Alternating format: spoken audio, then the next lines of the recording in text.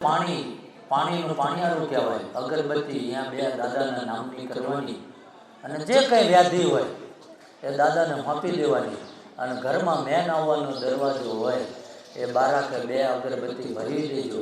અમારો અનુભવ એવું બોલે છે કે જેથી કરીને કોઈ અસુરી શક્તિ તમારા ઘરમાં નહીં આવે. આ બે અગરબત્તી આની છે અને એ ભગવાને જોગવાઈ આપી હોય તો. બાકી મારો ઠાકર એવું કહે છે કે આખો દી કર્મ કરવા જજો અને સાંજે હોતી વખતે તે તમારી કુળદેવી જે ભગવાનને માનો છો એના 5 નામ લઈને પછી મને એકવાર યાદ કરજો. જો સાંજે 5 તે આવીને વાત પૂરી ના કરી દઉં તો હું બધું આપણો જન્મ થયો ને તે દિવસથી રચના થઈ જાય છે કે કેટલી ઉંમરે કોણ ભેગું થશે, કોણ આપણા ગાળિયા કરશે, કોણ બૂચ મારી દેશે, કોણ આપણને ગરીબીમાંથી ટેકો કરવા આવશે, કોણ સાચી દિશામાં લઈ જશે, બધું પરમાત્માએ નક્કી કર્યું. બસ ખાલી ગોતવાનું બાકી છે. આ તો ગુરુવારને, રવિવારને, મંગળવારને ઠેલ્યું ભર્યું નીકળી જાય રોજ જોવરાવા. જોવરાએ કઈ થઈ જશે અને એવડો એ આમથી આમ ને બધું ઉલાડતો હોય તો આપણે ઊભા થઈને 2 રૂપિયા એ હું કામ માગે? માગે છે કે ન માગતો? હા, હું કોઈનો વિરોધ ન કરતો, ખોટું કરે એની વાત કરું. ઘણા એમ કે ભગવાન અમારે સેવાના કાર્યો કરી એટલે માગીએ છીએ. સેવાના કાર્યો કરતા હશે ને તો ભગવાનનો આદર છે, કોઈની પાસે માગવાની જરૂર નથી, કોકને મોકલી દેશે. આ અમારો અનુભવ છે. માગ્યા કોઈએ તમને કીધું દર્શન કરવાના એટલા થશે એવું કીધું? 200 મીટરમાં કોઈ તમને દેખાય? કોઈ ફેર્યો?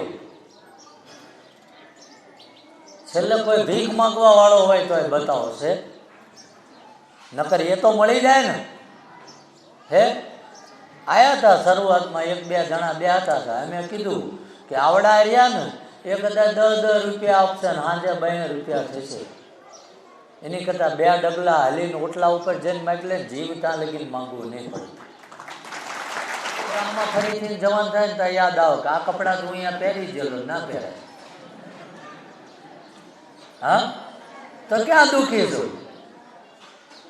સરકારની ઘણી બધી વ્યવસ્થા છે. ગમે આ ટિફિન લઈને જાઓ તો 400 રૂપિયા તો કમાઈને આવો જ છો. આવો છો ના આવતા? હા, પહેલાના ઘડિયા તમે જોજો, એક જોડી કપડાં સીવડાયા હોય ને તો 5-5 વર્ષ લગીને એ ગોદડાના કવરમાં મૂકી દેતા, ઇસ્ત્રી નહીં. આવું મેં જોયું છે ઘરમાં. એ લેંઘો જબ્બો હંકેલીને મૂક્યો હોય, સાહેબ ગામત્રે જવાનું હોય તાર પહેરી. અને આપણો યુગ સારો છે, અત્યારે તમને યાદ હોય અને બધાની પાસે 10-15 જોડી લુગડા છે. આપણને શીખવાડે એ બોલીશ. હું ટેમ્પલેટ લઈને તો બધી બોલતો નથી કે આ કાગળિયામાં લખ્યું છે એ બોલવાનું.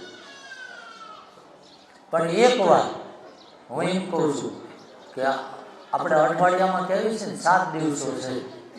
7 છે ને કે 8-9 છે? હા, એમ 7 જ થાય. તો 7 દિવસમાં પોતાના પરિવાર શાંતિથી જીવે. આપણે કોઈની સામે લાંબો હાથ ના કરવો પડે. જે કંઈ નોકરી, ધંધો, વ્યવસાય, રોજગાર પરમાત્માએ આપ્યો છે એ અઠવાડિયામાં 7 દિવસમાં 6 દિવસ એ કર્મ કરવા જવું અને એમાંથી એક રજા આવતી હોય તો કોઈ સારા દેવસ્થાને આપણા પરિવારને લઈને દેવ દર્શને જજો.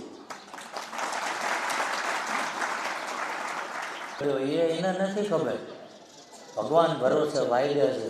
અને જ્યારે એ છોડ તૈયાર થાય ને એ ઉમડું જોજો, એક કણમાંથી 17 કણ પરમાત્મા આપે છે. આપસક ના આપતો, બસ એમ તમે આમ કરીને વાવજો.